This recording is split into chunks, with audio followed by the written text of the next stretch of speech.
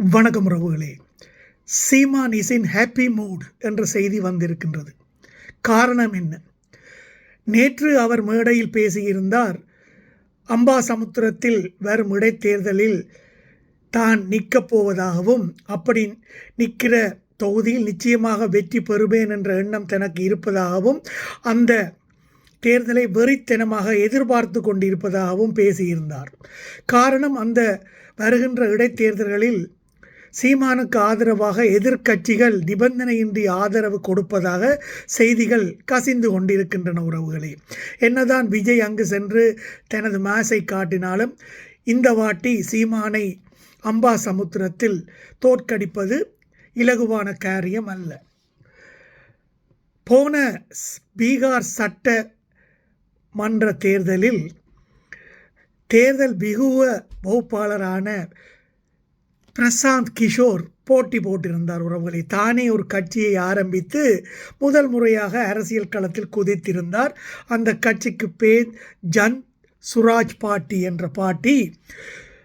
தேர்தலுக்கு முன்பு பல எதிர்பார்ப்புகளை கொடுத்திருந்தனர். மீடியாக்கள் எல்லாம் நல்லாவே கவரேஜ் செய்திருந்தன. பல கருத்து கணிப்புகள் அவர் சிறப்பாக இந்த போட்டியில் போட்டியிடுவார், மக்கள் அவருக்கு வாக்களிப்பார்கள், சில வேளை அவர் சிஎம்மாக வருவதற்கும் வாய்ப்புகள் இருப்பதாக என்ற அளவுக்கெல்லாம் செய்திகள் வெளிவந்தன. அவர் நடத்திய கூட்டங்களில் எல்லாம் லட்சக்கணக்கில் மக்கள் கூடினார்கள்.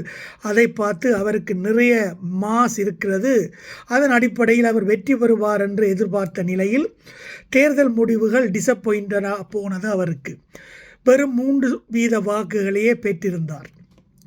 இந்த நிலையில் மீண்டும் பீகாரில் 3 இடைத்தேர்தல்கள் வந்தது. அதன் முடிவுகள் இன்று வெளியாகி கொண்டு இருக்கின்றன. உறவுகளே, அதில் ஜன் சுராஜ் பார்ட்டியின் தலைவர் பிரசாந்த் கிஷோர் போட்டியிட்டார். பங்கியூர் தொகுதியில் போட்டியிட்டார். அதில் கிட்டத்தட்ட 50% வாக்குகளை பெற்று அவர் வெற்றி பெற்றிருக்கிறார். உறவுகளே, இது 3% போன ஒரு கட்சி இடைத்தேர்தலில் எப்படி பாஜக வேட்பாளர் நிரோஜ்குமாரை எதிர்த்து 50% வாக்குகளை வாங்கி வெற்றி பெற முடியும்? தேர்தலில் இது சாத்தியம்தான்.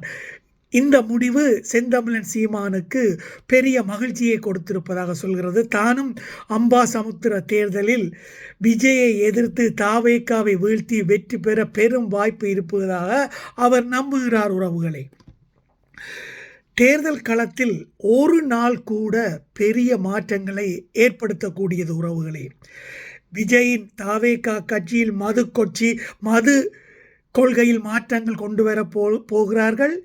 ஏற்கனவே பெண்களுக்கு எதிராக பாலியல் குற்றச்சாட்டுக்கள், வளச்சுரண்டல்கள், அமைச்சர்கள் ஊழல் குற்றச்சாட்டு, நீட்டுக்கு எதிரான இவர்களது ஸ்டாண்ட், லொட்டரியை மறைமுகமாக கொண்டு வர போகிறார்களா?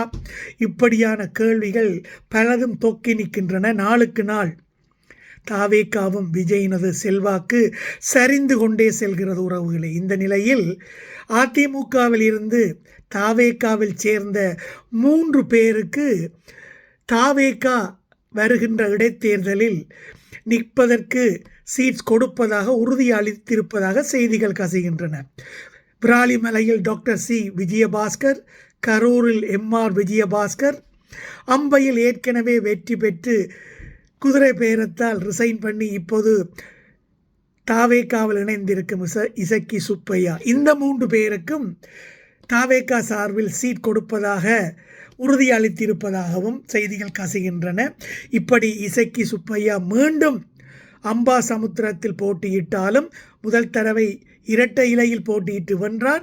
இப்பொழுது தாவேக்காவில் பிசில் சின்னத்தில் போட்டியிடப் போகிறார்.